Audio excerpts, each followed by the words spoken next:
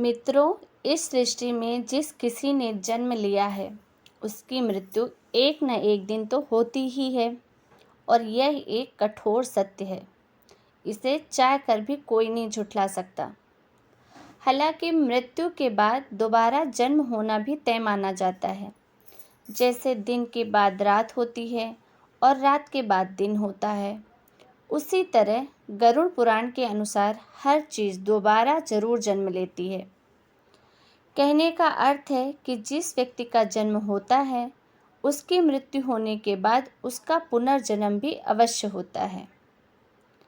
गरुड़ पुराण में यह भी बताया गया है कि किसी भी जीव को दोबारा किस योनि में जन्म मिलेगा, यह उसके पूर्व जन्म के कर्मों के आधार पर ही तय होता है।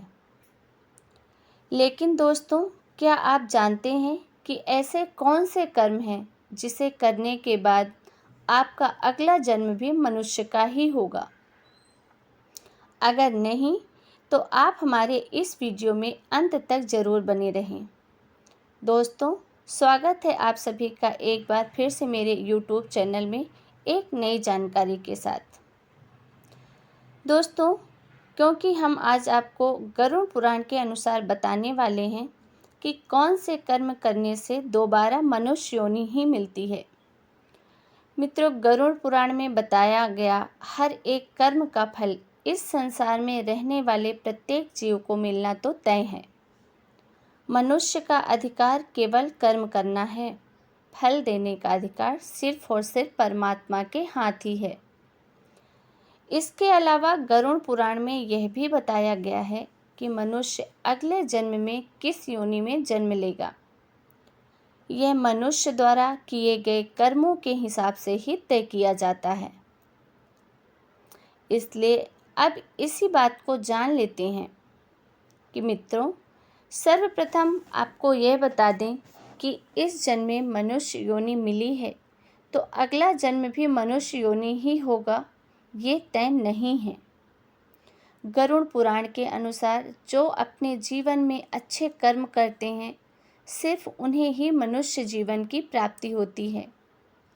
यही नहीं, कुछ मनुष्य ऐसे भी होते हैं जो अपने कर्मों के कारण 84 लाख योनियों में भटकते रहते हैं और फिर अंत में उनका जन्म एक मनुष्य की योनि में होता है।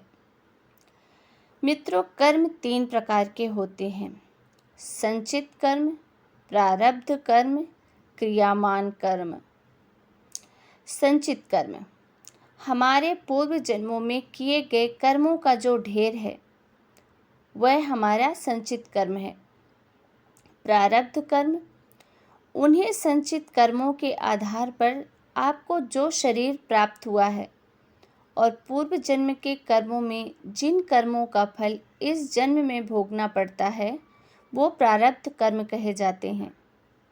क्रमण कर्म, किसी भी व्यक्ति द्वारा वर्तमान जीवन में किया जा रहा कर्म ही क्रमण कर्म कहलाता है। आपके कर्मों की बड़ी संख्या में से जरा से कर्मों को लेकर आपको यह शरीर मिला है, बाकी आपके संचित कर्म संस्कार के रूप में पड़े हैं।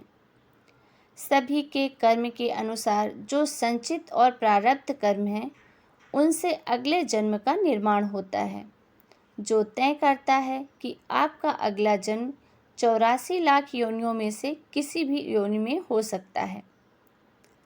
इसीलिए कहा जाता है कि इसी जन्म में ईश्वर के चरणों में चले जाना चाहिए और किसी को अपनी तरफ से कोई कष्ट नहीं देना चाहिए।